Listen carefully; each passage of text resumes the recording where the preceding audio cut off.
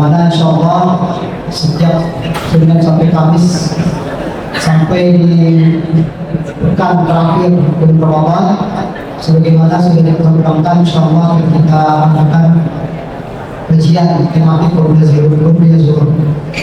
Dan pada kesempatan kali ini tema yang diberikan kepada kami adalah tentang fikih puasa, tentang fikih pada bulan Ramadan. Maka Bapak Ibu dirahmati Allah Subhanahu wa taala, satu topik yang menarik kita bahas pada saat sekarang ini adalah mengenai bagaimana harusnya kita itu memulai bulan Ramadan dan bagaimana nanti kita mengakhiri bulan Ramadan. Karena kan sudah selesai. Sekarang kita sebagai warga Muhammadiyah sudah masuk di hari ke-6 bulan Ramadan. Tentu Bapak Ibu kaum muslimin kaum muslimat yang dirahmati Allah Subhanahu wa taala, tahun ini kan tahun pertama bagi pimpinan Pusat Muhammadiyah menetapkan metode baru, yaitu metode KHGT.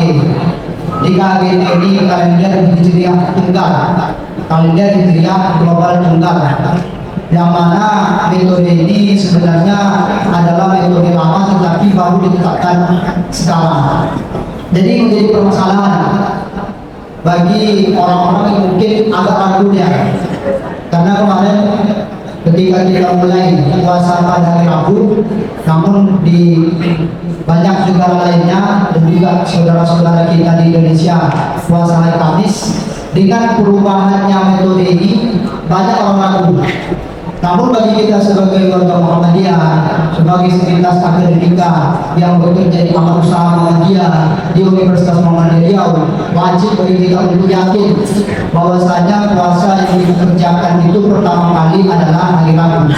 Karena kalau seandainya kita yang ragu, Bapak Ibu sekalian, kemudian kita tetap saja untuk puasa pada hari Rabu kemarin, berarti kita itu berpuasa atas dasar keraguan. Maka ini diperbolehkan. Segala amalan itu wajib kita hadirkan atas dasar ilmu, atas dasar keyakinan. Kalau seandainya kita ragu, maka dalam kaidah fikih disebutkan al-yaqin la yuzal bisyak. Keyakinan itu tidak dapat dihilangkan dengan adanya keraguan. Kalau kita ragu hari Rabu kemarin adalah hari pertama puasa kita, tapi kita tetap berpuasa, maka dikhawatirkan puasa kita tidak menjadi sah. Karena salah satu syarat kita itu beramal harus memiliki ilmu, dan ilmu itu wajib dengan adanya keyakinan. Berarti kita masih menganggap satu Ramadan atau hari Rabu kemarin itu masih sebagai tanggal 30 Sya'ban. Maka wajib bagi kita untuk mengatakan kepada diri kita, besok adalah hari pertama Ramadan dan besok saya akan mulai berpuasa. Dan ini juga terjadi nanti potensinya dalam penetapan satu Syawal. Jadi dalam putusan Majelis Tarjih Pimpinan Pusat Muhammadiyah, satu Syawal itu akan terjadi pada tanggal 20 Maret 2026. Sementara dari kemungkinan iftar ru'yah yang dilakukan oleh pemerintah, nanti satu Syawal akan terjadi pada tanggal 21 Maret.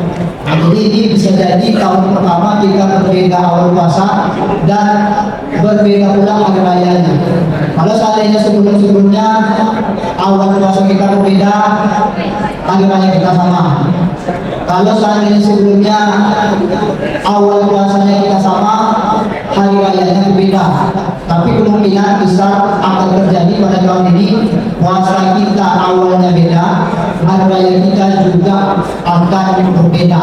Tapi kalau seandainya pemerintah nanti menetapkan puasa Ramadan tahun ini itu 1 sampai hanya 29 hari, maka berarti nanti kita akan beribadah satu Idul Fitri bersama-sama. Maka harus bagi kita untuk yakin. Lalu apa perbedaan dari KHGT sekarang itu dengan metode hisab wujudul hilal yang diterapkan di tahun-tahun sebelumnya? Sebenarnya dalilnya sama. Apa kata Nabi Muhammad SAW? Subuh liru'yatihi, berpuasalah kalian karena melihat bulan. Wa'afiru liru'yatihi, dan berbukalah kalian, beridul fitrilah kalian kalian bilang, baik pun itu pakaduna. Kalau seandainya tertutupi bulan itu atas kalian, maka ditakdirkanlah atau diizinkanlah atau digunakanlah metode hisab. Maka ini yang menjadi landasan utama dari orang-orang atau kita yang mengikuti putusan pimpinan pusat Muhammadiyah. Lalu apa perbedaan antara metode sekarang dengan metode kemarin? Kalau metode sekarang itu dia ittihadul maqalid, menganggap bahwasanya satu dunia ini hanya punya satu matlab dalam penentuan satu Ramadan, satu Syawal dan juga nanti satu Dzulhijjah. Nah, jadi tidak ada perbedaan karena satunya matlab itu tadi. Tapi kalau kita pakai pendapat sebelumnya masih menganggap ikhtilaf pendapat.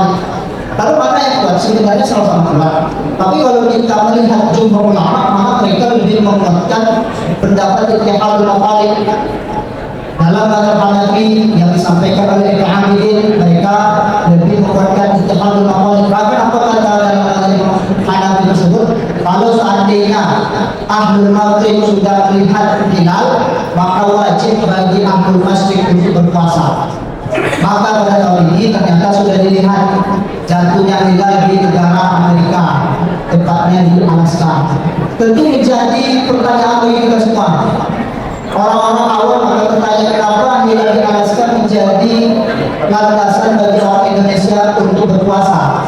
Maka kembali kita dengan pendapat ittihadul maqalid tadi, bahwasanya dunia kita ini hanya punya satu matlab, tidak berbeda matlab-matlabnya. Itu yang dipakai oleh pimpinan pusat Muhammadiyah. Begitu juga nanti ketika kemungkinan perbedaan akan terjadi pada tanggal 1 Syawal. Maka kita dalam putusan Majelis Tarjih akan Idul Fitri pada tanggal 20 Maret. Sementara kalau seandainya pemerintah menetapkan 21 Maret, berarti mereka berpuasa juga selama 30 hari. Maka masyarakat muslimin wal muslimat, civitas akademika yang dirahmati Allah Subhanahu wa taala, maka kita wajib untuk yakin dalam setiap amal yang kita lakukan. Tidak boleh kita ragu. Dan menjadi tanggung jawab moral juga kita sebagai sivitas akademika di Universitas Muhammadiyah juga mengikuti pimpinan pusat Muhammadiyah dalam hal ini Majelis Tarjih. Kalau seandainya kita ragu tapi kita tetap ikut, berarti kita berpuasa atas dasar keraguan. Berpuasa atas dasar keraguan, maka bisa jadi puasanya tidak dianggap oleh Allah Subhanahu wa taala. Masyaallah muslimin wal muslimat, Bapak Ibu yang dirahmati Allah Subhanahu wa taala. Kemudian dengan adanya KAGT ini, konsep atau kalender hijriah program tunggal ini, tentu tujuan utamanya adalah tawakul al-bilad atau persatuan dari seluruh umat Islam. Ada yang bilang, kenapa negara Alaska menjadi matlab sementara kita berada di Indonesia? Emangnya ada orang Islam di Alaska? Ternyata secara data banyak juga orang-orang Islam di Alaska.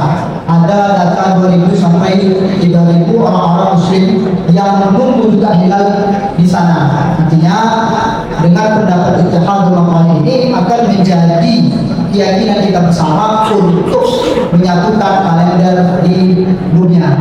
Bahkan dengan ittihadul maqalid yang dilakukan oleh pimpinan pusat Muhammadiyah dengan adanya metode KHGT ini, mereka atau kita mengangkat standarisasi tadi. Kalau seandainya dengan metode wujud hilal, standarnya cuma 0, sekian persen. Asal sudah 0,5 atau 0,8 misalnya masuk hilal sana. Tapi dengan standar KHGT tidak diataskan lagi, dinaikkan lagi menjadi 5 derajat.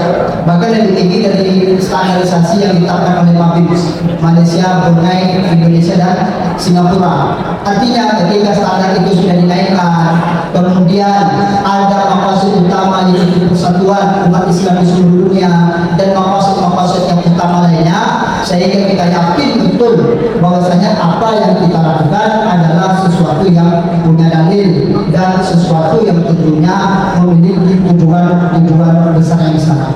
Bapak Ibu dirahmati Allah Subhanahu wa taala. Ibaratnya seperti ini, perdebatan yang sering berseliweran di tengah-tengah kita. Kalau seandainya, bayangkan, kalau seandainya hilal itu terbit dia di tempat klinik umri, kira-kira yang wajib berpuasa itu hanya orang-orang di klinik umri atau seluruh orang-orang yang ada di umri?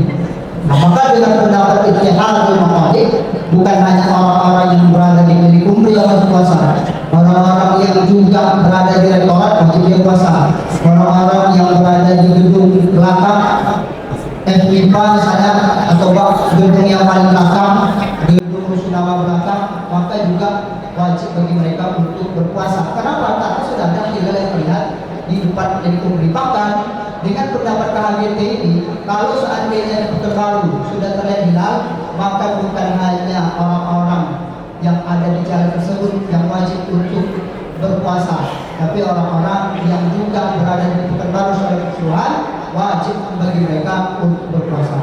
Masuk muslimin wal muslimat, Bapak Ibu selintas akademika yang rahmati Allah Subhanahu wa taala, mungkin itu menjadi pendahuluan bagi kita bersama agar kita yakin puasa pertama yang sudah kita lakukan pada hari Rabu kemarin adalah puasa yang berlandaskan dari hukum syariat, dan nanti ketika kita berhari raya pada hari Jumat tanggal 20 Maret 2026, yakin kita itu sudah keluar dari bulan Ramadan. Kalau nanti kita ada yakin, berarti kita masih menganggap bulan Ramadan masih ada.